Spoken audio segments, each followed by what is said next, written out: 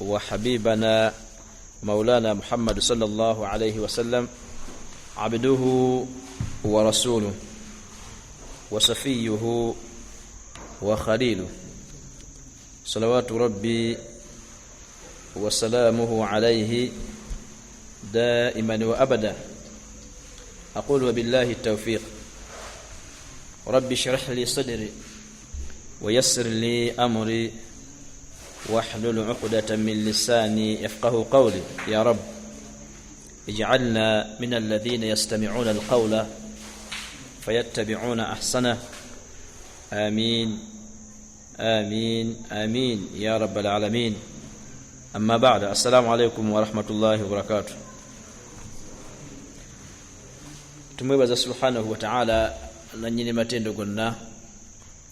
seka boba nchatendeza Allah wanga tegoyogera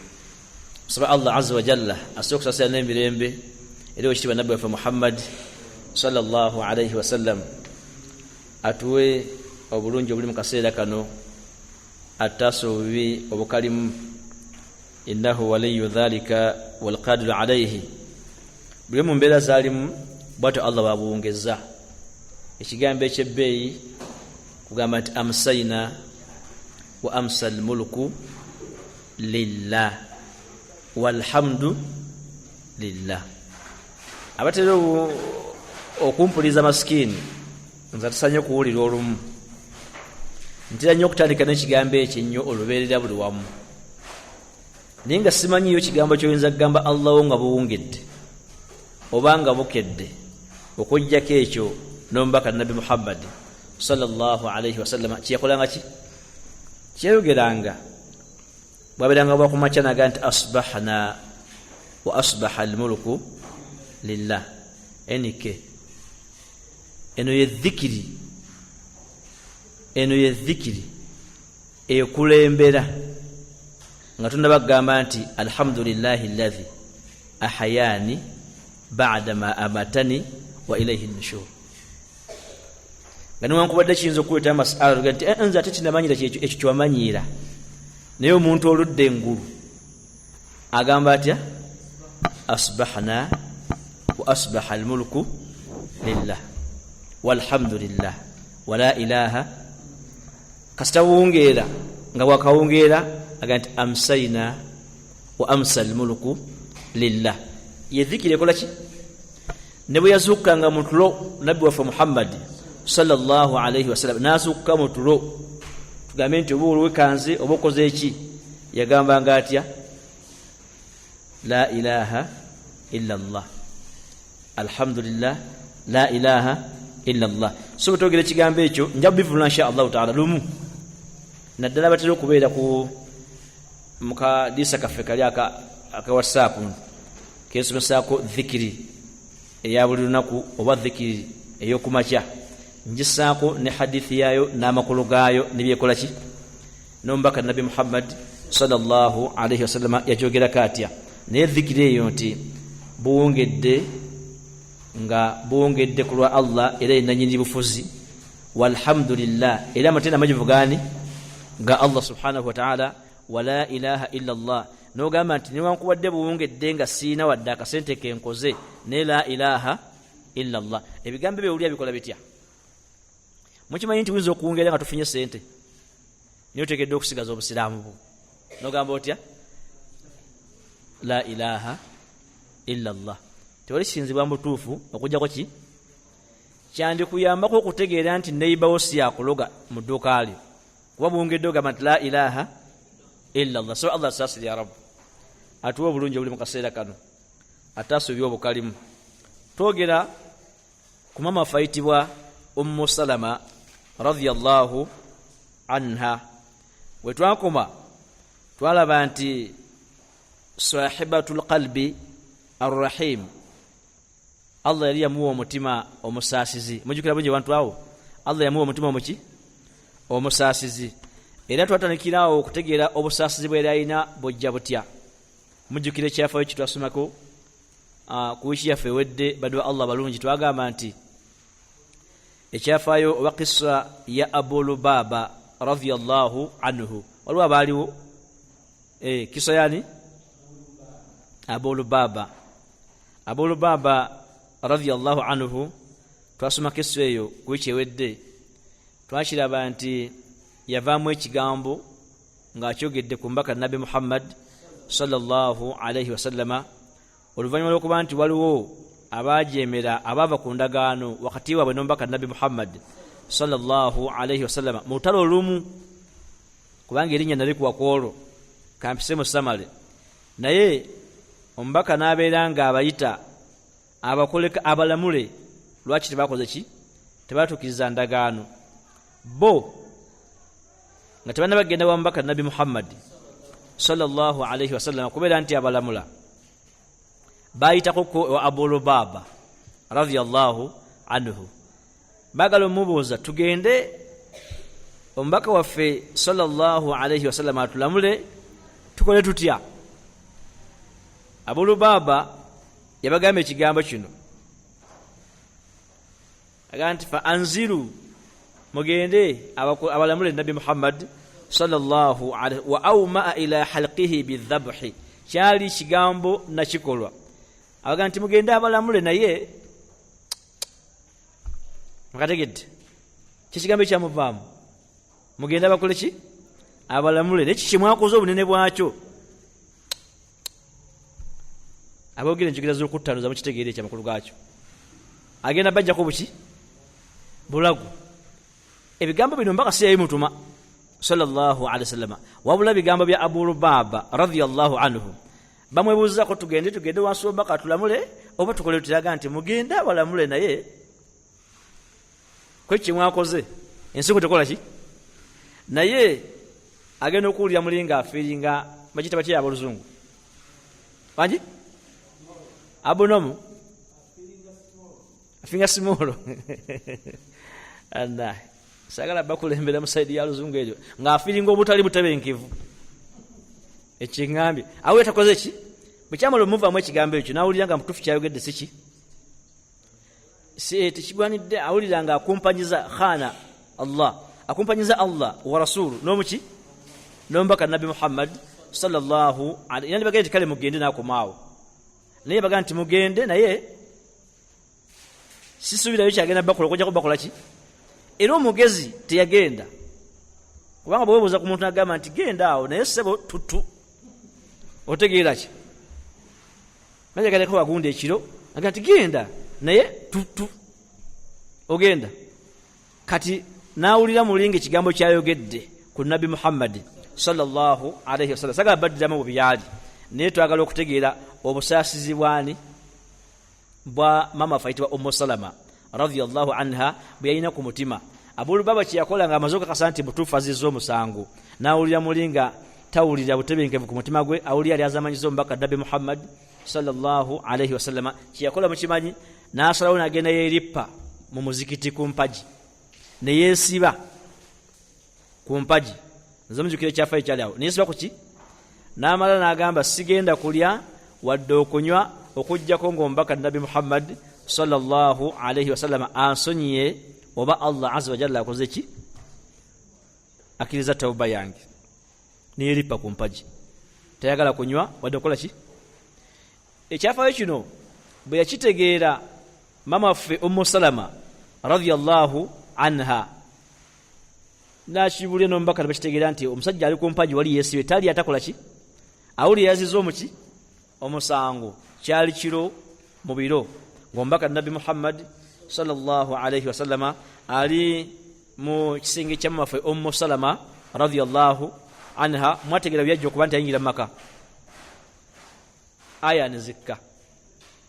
oba gamba nti obubaka ne bakola ki ne bukka nga Allah azza wa jalla asunyiye Abu Lubaba naye newankubadde bwali kiro nga omanye embeera z'abakyala babeera bwali ki kiro bwe yawulira nti kibadde kimuyisa by'omusajja okuwangala nga ali ku mpaji yeesibyeko tali atanywa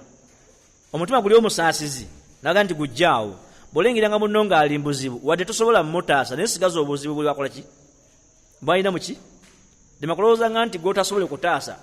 tumusaasira oyinza okulaba omusajja nga bamutwala mathalan nze tiro kiraba nnyo saba Allah asaasira rabu tiro kiraba nnyo mu baganda baffe nga batwala minti ennyo okuwangalira mu Kampala abo babatwala mu makooti nimbalinga bali motoka batwala bati ne baba batwala bwe bati nokubadde nti mulimu ababazizza emisango nenzo omutima gwe tugenda kubazizza emisango nze kimanyi nti waliwo nabatazizza miki ko tubeera mu nsi muno ng'omuntu asobola kugenda mu komera from nowhere omutima guli gwe nti waliwo abali omwo naye nga butuufu balina babaki abali azaamanyiza si baki ekyo sisobola bajjamu naye nga ndaba muli nti waliwo abakola ki abalimu ngaamu ekyo batwaza mu komera bwavu bwabwe abali kyatoza mu komera mazima gaabwe so kiri kati omutima gwe nokola ki nobeera ng'ogwina ne Ummu Salama radiyallahu anha newankubadde nti yasobola kugenda kusumula wali Abu Lubaba ku mpagi naye yasigala kimuluma omusajja okuwangalya ku ki kati obubaka nti Allah amusonyiye n'abuuza omubaka Nabi Muhammad sallallahu alaihi wasallam nti ya Rasulallah onzikiriza ngende mutegeeza amawulire ago omusajja ave ku kibambulira obo si musaasizi onzikiriza mu kiro kino ngende nkole ki maka namugamba nti genda omukole ki omutegeeza omugaye nti Allah amukoze ki amusonyiye ne amawulire bagamutegeeza n'abantu ne bakuŋŋaana bajje bayamba munnayo omunaku eyesibidde ku mpagi abadde agenda okufa atali atakola ki atanywa mujugire kyafaayo bwe kyali awo twamalira tutandike ekyaleero ndeetayo kyafaayo kimu oba oli awo tugende kimu ku kimu okutegeera obulamu bwamu bafaitibwani Ummu Salama radiyallahu anha bwe yatuuka omusumulako nga bazze omusumula nga omukuŋŋanyi wano mukitwale nti kale nze masikini nze akoze ki nze yesibye ku ki olw'ensonga zange zenkola ki zennina nembaga nti munzijaako okujjako ng'agikawa yazze wano naye nga mmazeeko ebbanga nesibye ku ki abagenda omusumula Abu Lubaba radiyallahu anhu abasajja batya Allah waabwe gyebali oyinza ogamba nti naawe mwoli naye bakola ki gyebali nesimanyi nti mwendi naye bakola ki yagamba siva wano okujjako ng'ow'ekitiibwa Nabi Muhammad sallallahu alaihi wasallam yazze nankola ki ne bukya era omubaka Nabi Muhammad sallallahu alaihi wasallam yali agenda kusaala kubasaaza n'ayitawo eyamusumula naye yalemerako yakola ki yalemerawo naga asigenda kukola ki kuvaawo okujjako ng'omubaka yenyini Nabi Muhammad sallallahu alaihi wasallam yazze nakola ki nasumula awo tuyigamu nti newankubadde ku olwo teyamusumula kuba nti amugjawo naye yawulira nti tasobola kwebaka budde mpaka kukya ng'omuntu oli Allah amusizaako kukola ki okusonyiyibwa yalina omutima omuki ekisooka ekyafaayo ekiraga nti yalina omutima omusaasizi ani gwe twogera ku basiraamu bw'omwogerangako ogambanga nti radiyallahu anha okujja ng'ogamba Ummu Salama oli nayibawo naye bwe bwegera ku ono maama waffe ogamba otya radiyallahu anha kitegeeza ki mu Luganda yandiba emboozi eyokukola ki ey'okusaba oba yandiba emboozi ekutegeeza amawulire agakola ki agayita nti radiyallahu anha Allah yamusiima so kiri oba Allah amukole ki naye ng'ekituufu kiri mu Qur'an ekisiba kigamba tya laqad radiyallahu ani Allah bwe yabakola ki yabasiima nabanyuzako ekyafaayo ky'omusajja yagamba banne ekigambo kya philosophy balina ekibuuzo kye bamubuuza kisagala kuddamu nnyo n'abagamba nti naye mmwe abambuuza ekibuuzo kya sahaba nga mukibuuza ku taata wange bali ba sahaba Allah yabasiima nze kitange Allah yamusiima yenze Allah yankola ki ekitiza nti waliwo enjawulo nnene nnyo wakati wabali Allah be yasiima naffe abasabusabye Allah tukole ki fe abalaleero bwe tufa olwaleero tugaa nti Allah musaasire si bikiri kabeere imaamu wa wano n'ogenda ku jeneza ye ng'ennaku ekutte tagamba nti mubisi ng'ennaku ekoze ki ekutte noga nti imaamu waffe afudde radiyallahu anhu tukugamba nti byeyogera tobikola ki lwaki newankubadde abadde imaamu ne tugamba nti rahimahullah Allah amukole ki amusaasire kati wano mutumwogera kutuga nti Ummu Salama radiyallahu anha wa kanat sababan fi an yusamiha an-nabiy sallallahu alayhi wa sallama ibn ammihi Abu Sufyan bin al-Harith radiyallahu anhu wa ibn ammatihi aitibani Abdullah bin Abi Umayya era mu busaasizi bwe yayina mama fe Ummu Salama radiyallahu anha Allah mwe yayisiza okuba nti omubaka Nabi Muhammad sallallahu alayhi wa sallama yasonyiwa abantu bameka babiri asooka omwana wa taata we omuto ayitibwa Abu Sufyan bin al-Harith yamana afuka sahaba radiyallahu anhu n'omwana wa ssengawe ayitibwa Abdullah bin Abi Umayya Allah nga Islamu kusaasira kwa Ummu Salama ombaka yabasonyiwa naye ng'omubaka yabana benjogeddeko babiri bano yali yabanyigira olunyiga olw'amaanyi nga naye bajja waali tabanyiga bakola ki ani alinawo ansi ez'amangu awo find x bakola ki babiri Allah yasizamu Ummu Salama radiyallahu anha okuba nti Nabi Muhammad sallallahu alayhi wasallam abasaasira kale newankubadde bali babiri ma la yu'khadhu kullu mumale basiramu akonkogera nnyo katuli wano kati ogenze ku Bilali banu Bilali kati tugendeko kali mu Sudan ma la yu'khadhu kullu la yutraku kullu bogenda ku banu Bilali ganti yudraku juz'u bogenda Sudan ganti ma la yu'khadhu kullu la yutraku kullu kyotasobola kyonna tokireka kyonna sibe kiri newankubadde bano basahaba bali babiri tetusobola bogerako bonna babiri tujjeko omu osokotegere lwaki ombaka Nabi Muhammad sallallahu alayhi wasallam yamusaasira nga Allah ayisiza mu kisa kya Ummu Salama radiyallahu anha ekisooka ayitibwa Abu Sufyan bun al-Harith sahaba ono yafa mu mwaka gwa 15 hijriya era yafa ine myaka 67 njogera byafaayo ejaffe ejya miradi jali 636 ayitibwa Abu Sufyan radiyallahu naye sahaba ono yomu kuwa sahaba taakhara islama okusilamuka kwe tekwajjirawo mukashi ngombaka afunye obubaka yalawo kola ki okusilamuka hatta futha Makka yasilamuka nga bagudde wani amategedde kyafayo kiri awo ayinza okunyambako tyombaka bamutuma sallallahu alayhi wasallam nawangala Makka nga abasajja bamuyuuya bamusake ebive byaki bamuvuma bamujerega bagala kumutta sibe kyali nava ne Makka nagenda wa ne Madina nawangalirayo nga bali e Makka bagamba tumulabirako tukola ki nakomawo ne bamulemesaako okukola emikolo egimu egy'obusiraamu sibe kyali naddayo nakomawo lweyajja okuba nti yaggulawo Makka kati ono sahaba ono Abu Sufyan yasilamuka mu bantu abasilamuka oluvannyuma lw'okugula wani kitegeeza nti yawangaala nnyo nga newankubadde yali waluganda wa mbaka Nabi Muhammad sallallahu alayhi wasallam yawangaala nnyo nga tannasilamuka ebbanga ki otegeddewo kyawo mwana wa taata w'omuki omuto naye obubaka bwebajja nti omubaka akoola abantu okwawula Allah yomu kubalwawo okwawula ali naye ng'oluvannyuma yakola ki baada Fatih Makka yamala nakola ki n'asilamuka kati ogenda kutegeera lwaki omubaka yamunyiigira kubanga singa ekyalo kyonna kikulonda nti gwe LC1 omwana toto omuntu nagamba nti simukkiririzaamu taza kubeera ki mwogere amazima billahi alaikum owangala omusekera era okanya kubuuza gundi namukola ki abantu bonna ku kyalo era ekisinga okuluma bano abayitibwa ba honorable kuba nti mu famire ye tebamuyita honorable erinnya bakubawo ki nze nagwe mmanyi omu wamufamire yaffe sasa yarabu wamufamire yaffe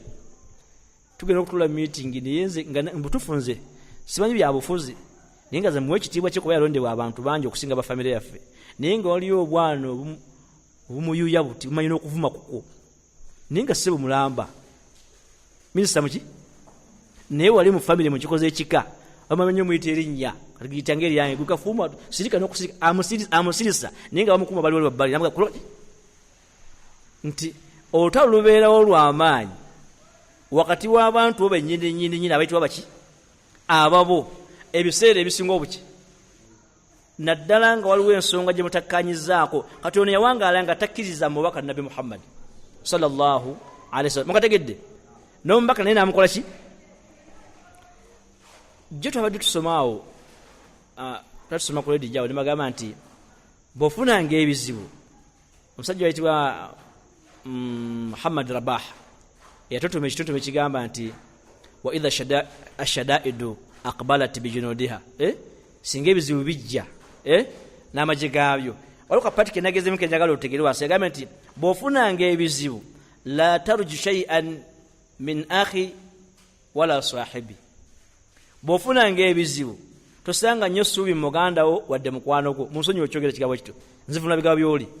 Tofunanga bizibu nossa ssuubi muganda wadde ani. Naga nti bw'ofunanga ebizibu manya bumanya nti olina kuwanika mikolo gye eri ani.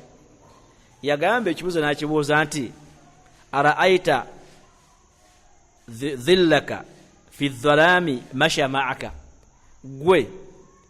wali olabeeko mu budde bw'ekiro ssaawa weziti ng'ekisiikirize kitambula naawe. Olekirabyeko awakana fuluma ebweru olabe ekisiikirize kitambula naawe ekiro ate nga kikyo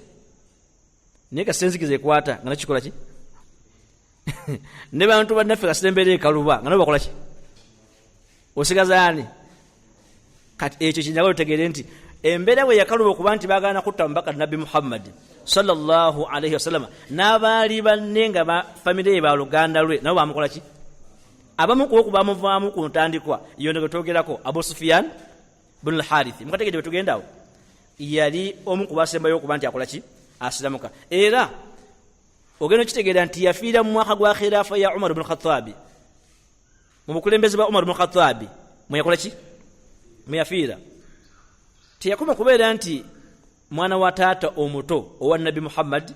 sallallahu alaihi wasallam naye wa akhuhu fi ridhaa.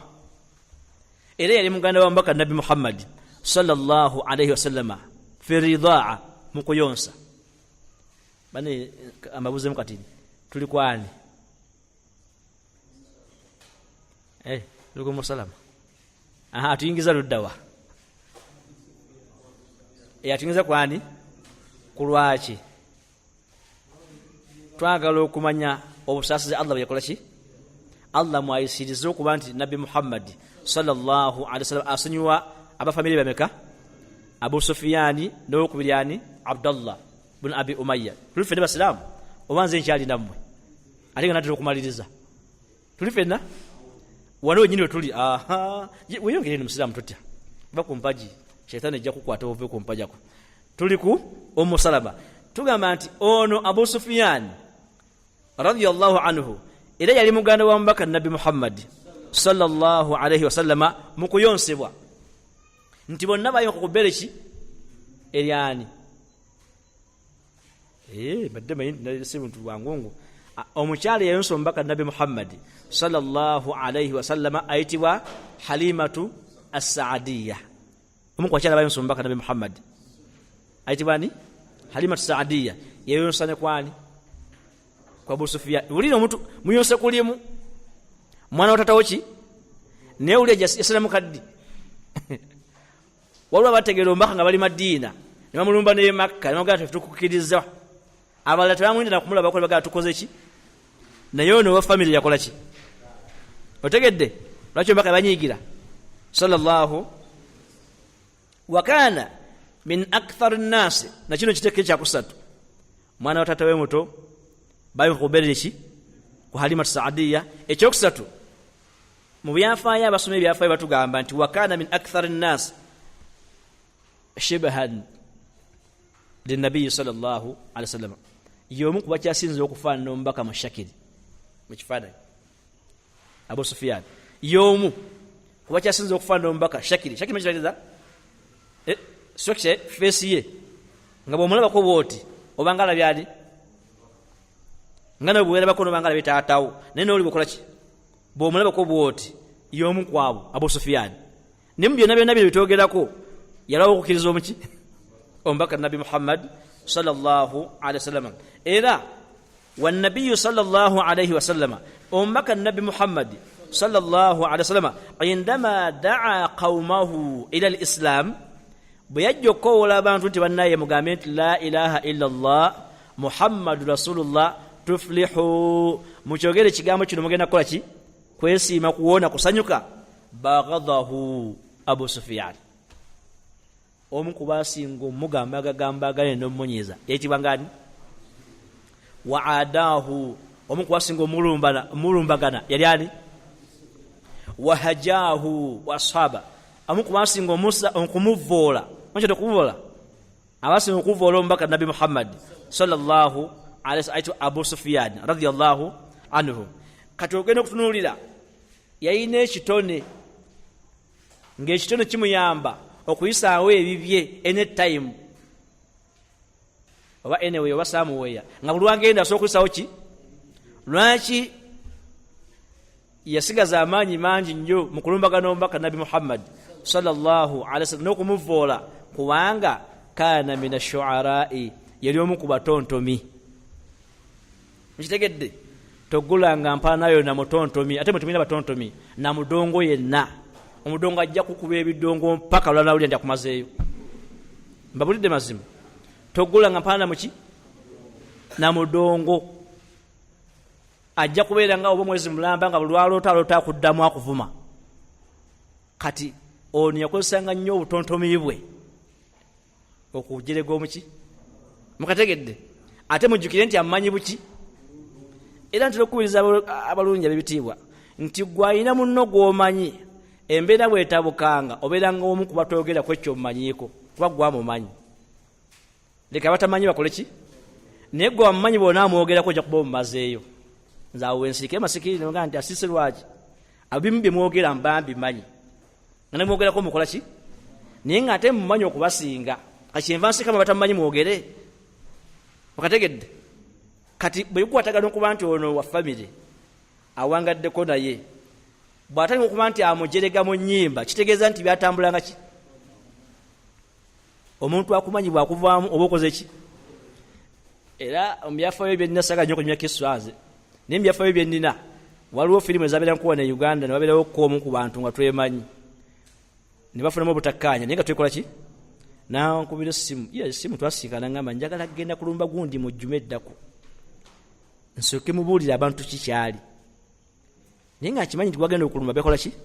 bemanyi nange mbamanyi noga nti kati gwamumanyi bonaamulumba ojja kuba aweddeyo Allah nenyamba naawuliriza bwobanga omanyi omuntu tayimu y'obuzibu tomukolanga ki kubago naawe bonaamulumba kitegeeza nti akoze ki abadde simanyi akola ki bwawerekera simanyi akola ki omanyi bigambibwe bityo abadde akola ki bagamba nti olaba ne gundi ayogedde kitegeeza nti omusajja obwatu bakola ki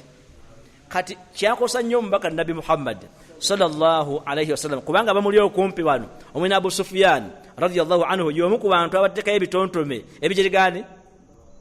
n'amunyiigira ebbanga paavu ne bwe yajjanga okuba nti yalinga azze okusiramuka ng'omubaka tamuwa tayimu kubanga yamukosa nnyo before kusiramuka kwe tutufe n'abasiraamu kati Allah ayisiza mwani tugambye nti yamulumanga muki ekituufu ekiri nti yafiira Madina sahaba ono yafiira ludawa Madina abaana nava e Makka najja yafiira Madina era yamusalaye yafuna chance al-Khalifa Umar ibn Khattab radiyallahu anhu yasalya sahaba itwabu Abu Sufyan mukasera ko yali amiru mu'minina Khalifa Umar ibn Khattab yamusalira esala yokola ki yokufa nekyo tegedde mu kino nti waliwo ensonga entuufu lwaki omubaka yanyiigira omusajja aliwa ono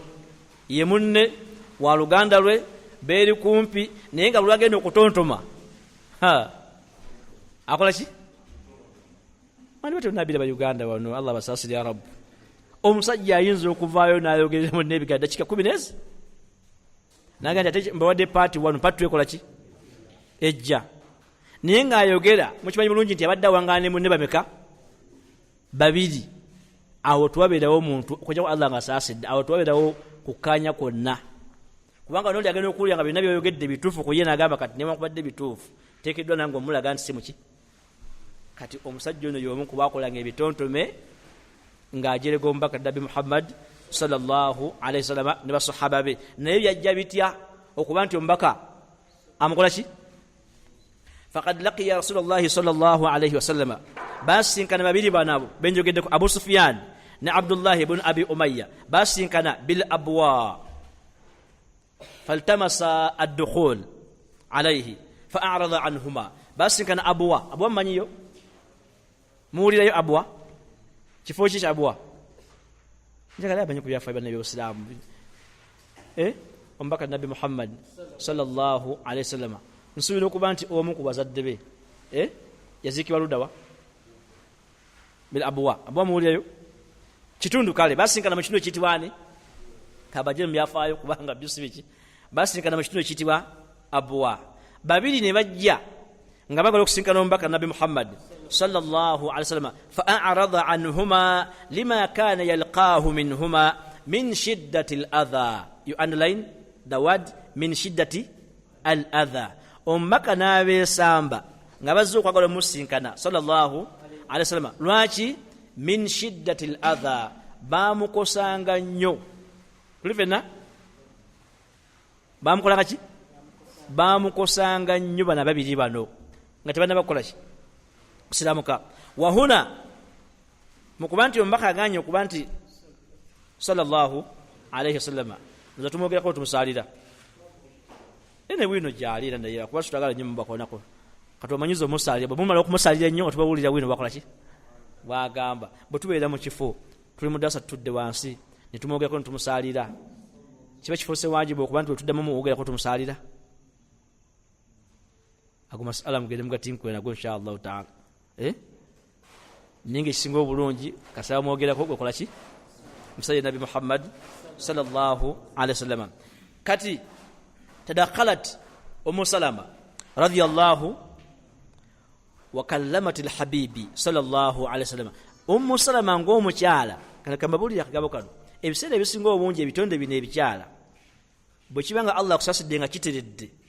ebiseera ebisinga obungi n'omusajja akola ki akiwulira n'akiwuliriza. Omukyala nga ateredde bawasoba omuwuliriza n'amuwulira birimeka. Omukyala nga tateredde bawatera omuwulira nga tamuwuliriza mubyawula ne bwatereera bawamuwulira n'amukola ki. Kati ensonga zino Salama aziyingiramu ng'omutonde ayina ekisa ku mutima liyusamihahuma nga ayagala omubaka nabi Muhammad sallallahu alaihi wasallam abakole ki abasonyiwe wayafu an zallatihima kale babaserera abere nga abakola ki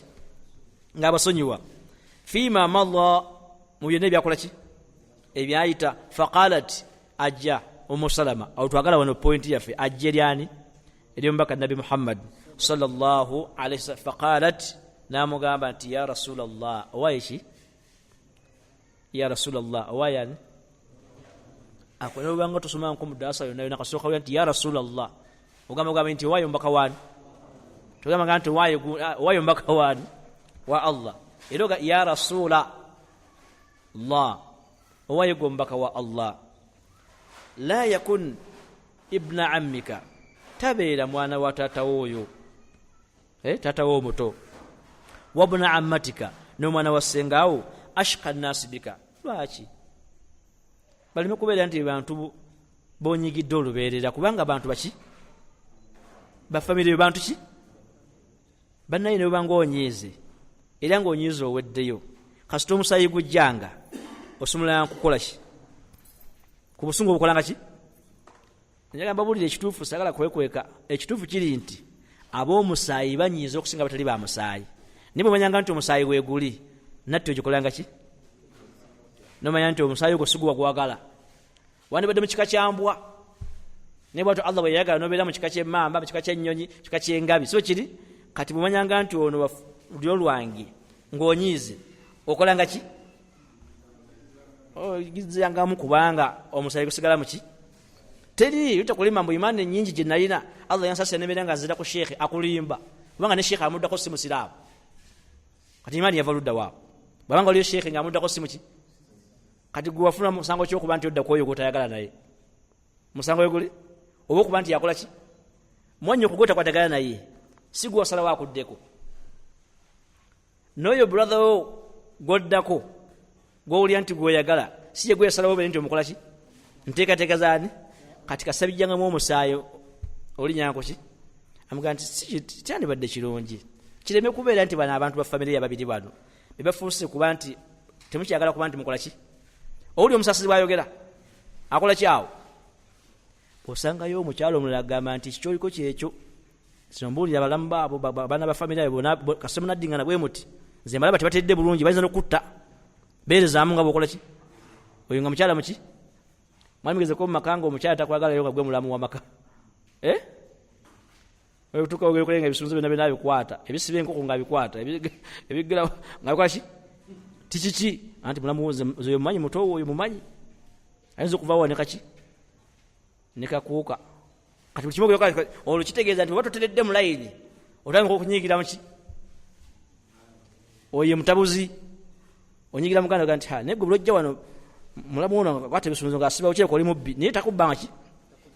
takubbanga ko naye bikola bile bikolebwa otanso omukola ki naye ono yiti yakola ekyo radiyallahu anha yalina omutumo muki namugamba nti bantu bano bandibadde basonyiwe ya Rasulallah bakole ki kubanga bantu ono mwana wa taata omuto ate ono mwana wani wasengaawo bakole ki basonyiwe ebyasooka kati awo kigenda okuba nti Ali radiyallahu anhu agabawo paasi kw'omu ku bano waqala Ali li Abi Sufyan Ali radiyallahu anhu ayita ate Nabi Muhammad sallallahu alaihi wasallam amuyita atya ekyo kingeje kiganye kankebere ku time salaisha sahaba ayitibwa Ali radiyallahu anhu ayita ate Nabi Muhammad sallallahu alaihi wasallam bwe tuli fenna mumpe asa bwe mandi na mwenze ngendo jibawo kata tuli fenna amuyita atya muganda we muganda we atya mwana wa tata we omuto oli atasiramuka ayitibwa Abu Talibi tuli fenna anti mnokula siro lwalero temutya n'otudambikadde tewali tabu ekikulu olina byolinawo muki kati Ali radiyallahu anhu agamba Abu Sufyan namugamba nti eti Rasulullah sallallahu alayhi wasallam madde njagala ogende kitezani Ali yayingira mu filimu eno tukite filimu yayingira mu story liwa eno namugamba nti Abu Sufyan mbadde njagala ogende li Nabi Muhammad sallallahu alayhi wasallam ogende min qibal wajhihi omugende mu face ye live kankubulire genda ki ebiseera ebisinga obungi nga tusuwaganye ne bannaffe abalina obutasaayo nnyo omutima batera okweyambisa ekiyitibwa amasimu gano mu kwagala okutereeza ensonga naye mbabuulira amazima essimu tetereeza nsonga nga face one on one tulivena kati amugamba nti genda waali wennyini Nabbi Muhammad sallallahu alaihi wasallam muwulire paasi Ali gyawa oli Umusalama abeera ayogana omubaka amutegeeza ebiga nti beera ngo bakola ki eno ne Ali bin Abi Talib radiyallahu anhu naye abeera awa Abu Sufyan ki amagezi ekitegeeza ngo oyimiddemu no katini nnyo nti abantu bonna abatya Allah abaki abatya Allah ako kawulira kasoka abagezi kakumekaako balwana nnyo okulaba nti wali abasowaganye batereera nkaddemu oba sentimenti wedde abantu bonna batyani abaki balwana nnyo okulaba nti wali abatakkaanya bakola ki kiteeke mu opposite ngenda kulya comment eziri awo kiteeke mu opposite musiraamu ewali abantu abati Allah mumukyogedde ekyo alhamdulillah ekyokubiri kale mukireke bo basinkana abayombagana bongera kukola ki tobeeranga muntu akoleza gwase nga abantu bayombagana obeera nga azikiza okukoza eki eyo enkola y'abalongoofu kati kambuuza ekibuuzo Ummu Salama radiyallahu anha bimukwatira ku luddawo okuba nti ombaka takwataganye n'abaana bakatata we muto okujja kutyani Ali radiyallahu anhu kikyafunamu nga bosefani bateredde abatya Allah abagezi kasita babeere wantu nga waliwo abasobaganye taddamu kubuuza nti bani bana basobaganye wabula alwana okulaba nti bakola ki baddingana kati amugamba nti genda omugambe faqul lahu ma qaala muli statement wegamba genda omugambe Ali radiyallahu anhu agamba Abu Sufyan genda faqul lahu ma qaala ikhwata Yusuf li Yusufa genda omugambe ebigambo baganda ba Yusufu bibagamba Yusufu temuli musiira mugenda kuddayo mu Qur'an genda omugambe genda maaso g'omubaka live one on one omugambe ebigambo baganda ba Yusufu bibagamba Yusufu alayhi salam. Njagala yo kale artist imamu nga mujjeko noli wabanu Bilali nga mujjeko mwalimu nale ku kamera naye namusomesa kondoza e Kampala Islamic boyogerere waliwo n'omusajja wange atatiriwo olwaleero kati abasigadde tumugamba timba nyomi niye njagala mundage nti mukitegedde genda omugambe ebigambo baganda ba Yusufu bibagambani kati kankuwe kigambo kya mugambe kiddako tubire simbanga ebigambo ebyo so kiri ngati fa innahu la yarda an yakuna ahadun ahsan minhu qawlan ombaka tayinza kukkiriza muntu yena kwogera bigambo birungi bimusinga kati genda omugambe baganda ba Yusufu tugenda koma wote mutya wano kwazina bazinyi banaiba genda omugambe ebigambo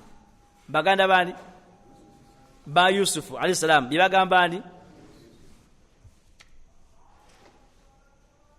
sibinkebera wano kuba ebyo bitabu mu ebiri ndinjagala yo kale mu bwavu bwange buno bwe nnina kale ntyogabe nyingi zinzo okunzigwako kuba mbamanyi bwe muli wano nga beyo nga mmeka basiraamu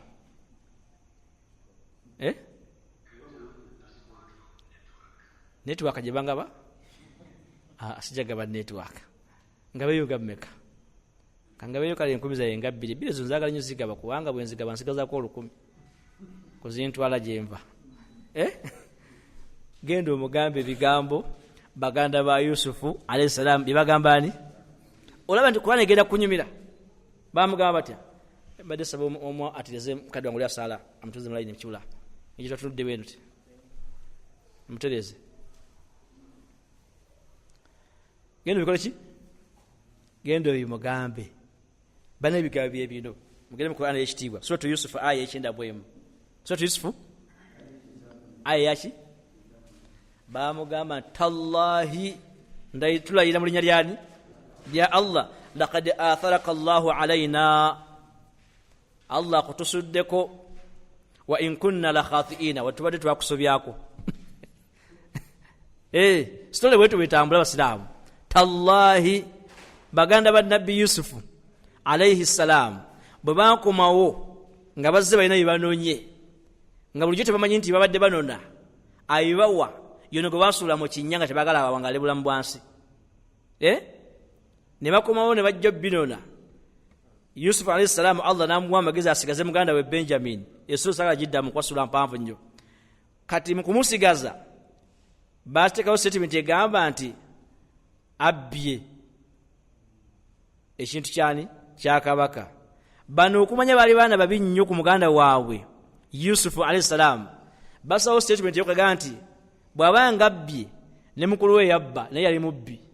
ninga Nabi Yusuf akola ki asarraha Yusuf fi nafsihi wala yubdiha lahum Nabi Yusuf kyamuluma okugamba nti wabeera nga onabbi ne mutowe yali muki kyokka yali mbawa ki ebintu eyo nayo firimu nekola ki negenda kati bakomawo olutu ekola ki eddako bagenda omutegeera nti yoyo nyini ye Yusufu gwe basuula muki era bambuza kiti anta Yusufu byaddala yegwe Yusufu yegwani kubanga balina ebikolobero bamukolako nga biki njagala muwulire Ali radiyallahu anhu kiyagamba Abu Sufyan gende wa Nabi Muhammad wano ki wano omugambe ebigambo baganda ba Nabi Yusufu byakola ki bibamugamba namugamba nti ombaka tasobola kubeerawo sallallahu alaihi wasallam nakkiriza omuntu yenna okwogera ebigambo ebirungi ebisinga ki ebigambo bye baganda ba Nabi Yusufu bagamba batya bagamba tallahi anta Yusufu qala ana Yusufu yezani wa hadha akhi musome Qur'an inshallah taala wa hadha shi nonani ndozogera kulya ngesunyize kujudde ku mimwane ku face omuntu ujjo gwa dotemerye ebigambo gwasula yafe ngate buli yakulabirira atenga muganda wa musula yakola ki sole mpanvu jibitandikira bamutwala kumukola ki kumutta kumubuzaawo ne bakumawone kanzo erimu omusayo gw'obulimba story neziwangala nyingi nnyo mpaka nayita mbigezo bya isem byonna bwayambuka bwakola ki ku nkomerero basinkana ababuuza nti nemujjukira kimwakola Yusufu anti filmu egenda kuggwawo mu Qur'an ekitiibwa mujjukira kimwakola ki bamubuuza nti anta Yusufu yegwe Yusufu omanyi omusajja okuba nti yakubbe Masaka ziri mu Nabuddu mwasonyiwa era kati ndi musonyifu nnyo kuba ne Katonga bawankoze ki na emuve Masaka emyaka 10 n'emeka ng'omusajja yakubbe embuzi yo nalowooza nti gwe yereka kukubye nga manyi nti okoze ki ne musinkana mu obwino ng'ate gwe otunda engoye azegula ki nomugamba nti gundi omujjukira gwe okuba oluyino otwala embuzi eno gye Kampala akubuuza kibuuzo ki yeggwe ddala eki Allah alina buyinza bwe si kiri kati ne baganda ba Nabbi Yusufu bagamba anta Yusufu yeggwe ani ne balayira tallahi kubanga enjukute ziri meka ziri wallahi ne billahi nani kati balayira bagamba batya tallahi tulayira mu linnya lyani laqad atharaka Allahu alaina Allah tulese nakutusulako mu maaso katuli naawe sebo kyagala kyokola ki kyoba otukola wa in kunna newankubadde nga bukyanga batuzala naawe tuli baganda bo la khatiin tubadde abantu abonoonyi gyokola ki bajjukidde ebyakola ki bamuvana muvuma nga waali bamusuula mu kinnya bamwogera ebigambo biki time etuuse bamuli ki musiramu wegendeze boyise obubi time weze okutuuka nga mwini wano ki nawe noyogera nga baganda baani ga musiramu bulijjo mbadde nkwevumyavumya naye Allah wabuyinza nga simanyi nti ndikusanga mu gaapu muzita gaapu simanyi nti ndigwa mu ki naye wali Allah azikoze ki Allah no subhanallah bijjo simanyi neno manyiyo oza kuziika wamubba n'omuvuma kati mugenda okuziika wantu awa yazika sengawe gozika mama w'omuto ogamba otya tallahi laqad atharaka Allahu alayhi Allah akunsuddeko naye muganda nakusobya nkola ki kati bino ebigambo Abu Sufyan bwe yagenda mu maaso g'omubaka Nabbi Muhammad sallallahu alaihi wasallam jukira nti Ummu Salama alwana okulaba nti baddingana alina byagambye omubaka Ali radiyallahu anhu naye alina byagambye bano bagenda bakola ki bamugambe nambulya Ali ekyamazima namugamba nti omubaka tayinza kukkiriza muntu yenna kwogera bigambo birungi mukola ki fafa'ala dhalika Abu Sufyan agendere mu maaso g'omubaka Nabbi Muhammad sallallahu alaihi wasallam nti mbutuufu Allah tusinkanyizza naye nsonyiwa mbadde nakola eki nakusobyako nakola eki ensobi domubaka Nabbi Muhammad sallallahu alaihi wasallam faqala lahu Rasulullah sallallahu alaihi wasallam ebigambo byennyini Yusufu yaddamu ani bane situle bwetu bweyanyuma naye bwetu bwekomye tujja kutandikira awo ate era nzimba buuze nti ate Yusufu yabagamba ki temulabanga tugenda kulwawo nnyo abaziza omusango bayogera ebigambo baganda ba Nabbi Yusufu alayhi salam bebakola ki bebayogera n'omubaka Nabbi Muhammad sallallahu alayhi wasallam n'abaddamu ebigambo Yusufu alayhi salam byaddamu baani ekibuzo kiza gy'oli Yusufu yabaddamu atya assalamu alaikum Nabbi Yusufu yabaddamu atya eyisitule bwetu bweggwera mpozi mwagala nkugiremu kyakuyiga aya nabadde aya soka yabadde yakyenda mumeka aya eyekyenda mu bbiri mu suratu Yusufu ewali ekigambo Nabbi Yusufu alayhi salamu kyaddamu baani nga amaze okumwetondera nti tusonyiwe twakola ki n'abaddemu ekigambo n'omubaka kino ekigambo kyennyini kyaddamu Abu Sufyan ne munne Abdullah ibn Ubay ibn Abi Umayya Abdullah ibn Abi Umayya n'abaddamu ekigambo kigamba nti la tathriba alaykum mukategedde la tathriba tewali buki akulinze sallallahu alayhi wasallam la tathriba alaykum al-yawma okuva n'olwaleero sikyabayinako ki buzibu biwedde lwaki family zonna tezibeera bwezi tibasiraamu la tathriba muganda we wajja oba mukwano kale nagamba nti nsonyiwa nakola ki nga sinaba kusonyiwa kankubuulire okimanyi ne gundi gwera guwankola bwoti tuyombagana lwaki ozza omuntu mu sitole ezayita ez'okuyombagana nga taze omusonyiwe tandikira mugende nti la tathriba alaykum okuva n'olwo bikoze ki wadde waleero nkusonyiye naye saagala kulima nti nza okwerabira kyewankola otegeeza ki wadde waleero nkoze ki Nabbi Yusufu alayhi salam ku byonna ebyamukolebwa baganda be bwamugamba nti tusonyiwe Allah akutusuddeko yabaddamu ekigambo ekigamba nti la tathriba alaykum kyekigambo kyennyini omubaka Nabbi Muhammad sallallahu alayhi wasallam kiyadda mu baana babiri aba family ye bamugambe tukole ki nagamba la tathriba alaykum al-yawma yaghfiru Allahu lakum wa huwa arhamur rahimin yaghfiru Allah sab'a Allah bakole ki abasonyiwe wa huwa ilayo Allah arhamu arrahimin ekyo kiri mu aya gambe tya falyafu walyasfahu bumfunanga obutakanya ne bannammwe naddala nga baluki genda yo mugambe wano nti nsaba onsonyiwe nakola ki era naye akugambe nti okuva n'olwaleero tukoze ki nkoze ki nze ne bwoli kiba kitya wadde mwana wa nnyabo ate sineebuuka naye nga sikoze ki lwaki weebuuka teweebuuka bannaaye basiraamu kakanya obuki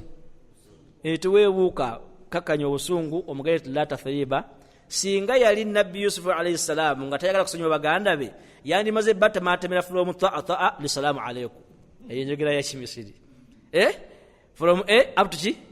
babaga batya min ta'a li salaamu alaykum okuva ku pa mpaka ku salaamu alaykum sibe kiri naga mwankola kino nga nze nsirise ne munkola na kino era nga nkoze ki ne munkola na kino naye olamugamba nti tukole ki tusonyiwe naga la tathriba alaykum tuyigamo ekyo kuyiga nti omuntu bagamba nga nti sonyiwa tomuzanga mu sitole byakoze ki byakoze akimanyi byakoze ate go bimuddiramu ukakasoba kola ki ate nga zanaga nti nsonyiwa kubba nga tomuga naye gwe nojonziba bwotyo nonziba ennyo bwotyo ate oli wanziba mugundi azze kugamba nti nsonyiwa obuki obubbi mugaye nti bikoze ki bwatyo nabi Muhammad sallallahu alayhi wasallam bwe yasonyiwa baganda be oba bafamilia bameka ababiri kwata amanya gaabwe Abu Sufyan bin al-Harith radiyallahu anhu ne Abdullah bin Abi Umayya radiyallahu anhu kati Abu Sufyan ono gotogeddeko bwe yamala okuba nti asilamu se ombaka amukoze ki amusonyiye yasharaka yakwatagana n'omubaka mu ntalo z'obusiraamu meka olutalo lwa Hunain bali bonna no Taif bali meka bali babiri ekitegeeza nti Allah nga ayisiza mu kusaasira mu mutima omusaasizi ogwani ogwa Salama radiyallahu anha yali ensonga enkulu okuba nti Nabi Muhammad sallallahu alayhi wasallam yasaasira bani aba family tuita basi aba family mwana wa tata wo moto no mwana wani wasengawe okujja nga oli na kyabuzo lwaleero n'ensuubira tukomyawo insha Allah taala tumu tujja kutandikirawo biidhni rahman Allah nga tuwadde obulamu era mawqifuha al-azim yawm al-Hudaybiyah awo no tujja kwagalawo nnyo ekifo kye Salama okulaga obusaasizi bwera yazanya lolo nnene nnyo yawm al-Hudaybiyah kuna kulwani la Hudaybiyah abaluzungu la Hudaybiyah abere baki la Hudaybiyah abera mu Uganda Hudaybiyah yali muki musale musongeza akola ki ye party sote jokujja eraga sahibatu alqalbi arrahim Salama radiyallahu anha yali omukyala ino mutima omuki omusaso Allah tugasene ya rabb waliwo nakyabuza ku byaleero naam kadwa wa alaykum assalam wa rahmatullahi wa barakatuh nze mbuuzaako ki ekyaviirako Abu Sufyan okubeera nga siramuka ekyamusiramula buyinza bwa Allah innaka latahdi man ahbabta walakinna Allah yalongamye gwakoze ki gwaba yagadde sinza kuteekawo sayansi naawo ekyo kyenkola ki kyemanyiko buyinza bwani nga nange bwekiri nga nawe bwoli mukimanyi nti nabadde ffe twagaliza ejjana tusaba Allah bawejjana tuwangala nabo tulya nabo tukola nabo emirimu egy'ennaku n'egyessanyu naye ng'ekyenjawulo tebanabakola ki tebanasiraamu kasobola kuba nti tetubaagala tubaagala nnyo naye tawfiiki Allah tenakola ki tenabakuba nti etuuse Shaina kirala kyenyongereza ku ekyo era okwongera okubuuza yasiramuka bamaze kumusonyiwa oba yasiramuka tibanamusonyiwa naam kibuzo kikulu nnyo nnyo jazakallahu khaira yasiramuka ddi mulimu abantu abasiramuka omubaka Nabi Muhammad sallallahu alayhi wasallam nasigala nga tenabaku embeera basiramu naye nga abaga nti mumbeere ki ekyo kimanyi byafa y'omubaka alina mumbe yagamba nti gwe wadde osiramu naye nkola ki kyesimanyi bino okumusonyiwa kwe kwamusiramula oba yamala kusilamuka namukola ki naye nga kyemanyi nti yasilamuka ku baada fataki Makka bamaze okugula waki Makka ekijja okunyambako insha Allah taala okuwa ansa nja kunoonya Hunaini ne Taifa entayo zaaliwo nga amaze okusilamuka oba tanakola ki tekijja okumba ansa insha Allah taala oba kugiteeka ansa ennungi naye ijja kujja insha Allah taala waliwo omulala basiraamu ku nsonga gyetuko olwaleero okusasira kwani kwa Ummu Salama radiyallahu anha waliwo nakyabuuza ku birala sida nti bwatu babeera kati nemala nsukka waawo omanya bikoze ki ekuweba kiswa ng'oli ojimirwa naye nga tewongera kenda naye kunyumira naye okufuluma nga naye efuula ki efuluma naam kutotya obudde bwengabe okubuuza ebyomusomo kabajjukiza ebyaki kasita obuuza ebitali bya musomo enkola yange bwete bwebeera. Assalamu alaikum warahmatullahi wabarakatuh. Waalaikum salaam warahmatullahi wabarakatuh. Oyogeddeko ku Ali. Ali. Aisha? Ali radiyallahu anhu. Kyekyaviirako Ali okubeera nga afaayo nnyo eri bana okubeera nga baddiŋŋana. Asa nabadde nagigabye naye kanjiddemu inshallah taala. Abatya Allah abagezi obalengera abasubaganye balwana okulaba nti bakola ki olina kubuuza waba ofuniramu nga wekiri nti niwankubadde gwe olaba nti ofunamu naye tolina wofuniramu ku bantu bayombaganye kusigala nga bayombagana singa obinoonyerezaako ennyo niwankubadde ge enamba esinga obungi erowooza nti bw'okipinga abalombaganye nga bayombagana okola ki tewali naye abatya Allah abagezi bwalengera abantu naye obanga obadde otambula batukuza mu butonde bwaffe tulina abantu abatusinkana naye nga tuyomba batulwana ne batukuba naye nga tebatumanyi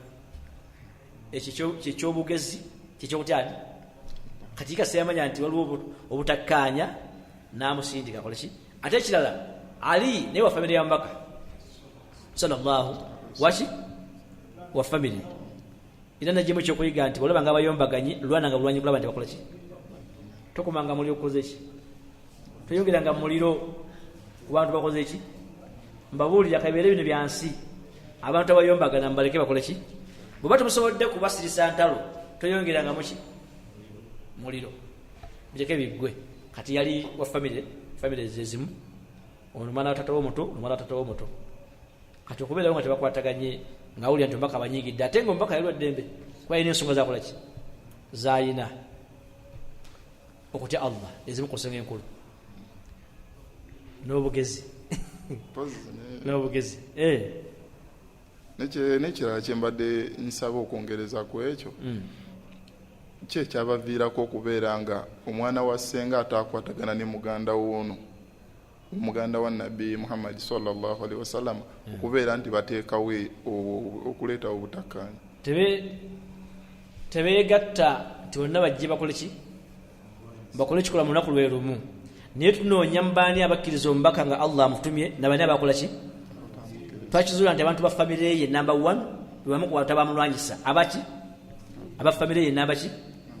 kati nga sugaye nti ono yamulwanyisa mu January oli mu December naye tugatta jeno bani abawakanya omubaka Nabbi Muhammad sallallahu alaihi wasallam nga Allah amuwadde obuki obubaka kati ebizo sigala nga ono yamulwanyisa mu mwaka gwa 2 oli yamulwanyisa mu mwaka gwa ki tutugamba nti bani abalwanyisa omubaka Nabbi Muhammad sallallahu alaihi wasallam nga Allah amukoze ki twekizuula nga famire ye bakola ki bali ate kitufu ba famire ye bali bangi tebamutegerako ddala ki mujukira nga abakowodde omwavana nesula egamba etya tabati yada abilahabi watab si wa famire naye yaga nti abaye nali mbagambyeko ekigambo kyonna kyonna nga kyabulima nti bwe mbagamba ekigambo mukikkiriza nti ate gwe Muhammad waffe omanyikiddwa as-sadiqu omugezi w'amaki al-aminu omuki omwesimbu kyotugamba abadde nakosa ekigambo era kimisiri kyotugamba otuli kumiki otuli ku mitwe n'agamba nti bannaaye Allah ntumye mumwawule mugambe nti la ilaha illa Allah nebavaayo omusajja yabuuza ekibuuzo ekinene naga nti ali hadha jamaatana naye yabuuza ekibuuzo kyonna wa famire ali hadha jamaatana sebe ensonga enkulu lwakyo tukuŋŋaanyiza tabban laka nga bwe nagamba nolwayo nti shit nga nomwesuuka yamugamba atya tabban laka ya Muhammad ni Allah azza wa jalla nagamba atya tabbat yada abi lahab oli agamba atya tabban laka go to hell genda okoleki abo nabali baki kati njagala okujira akasembayo era ndo sitemere kigambo ekyo nti mu biragiro Allah byawomba kan nabi Muhammad sallallahu alayhi wasallam nga mugambo kola da'wa yasoke ya sirriya namana mu da'wa jahariya ngakola muliki yamugamba nti wa anzir ashirataka al aqrabin sokera ku bantu bo benyini abakuliki abaki Yesu nga tubazula nnyo bangi abatamukiriza mba familia kubana yeye atosokera mu bantu baki da'wa yo najyo yagala okukola ku kyalo namuŋŋoona gisokeze mu gate yo kasitekola mu gate yo gifule ki gifulumye newe gana mu gate yo okujonga kutumie Allah au kola ki okategedde yasokera ku baki ku bantu be ne tubamuyisa buki tubamuyisa bulungi abazalibwamu naye abekikaaki bonna tubabayita bantu be abekikaaki bakola ki tubamuyisa buki ab'omusaayi gwe tubamuyisa ki bulungi kubanga Allah yamugamba nti tandikira ku baki ku bantu bo otegedde mukadde wange sebo Allah tugasinde bya rabbi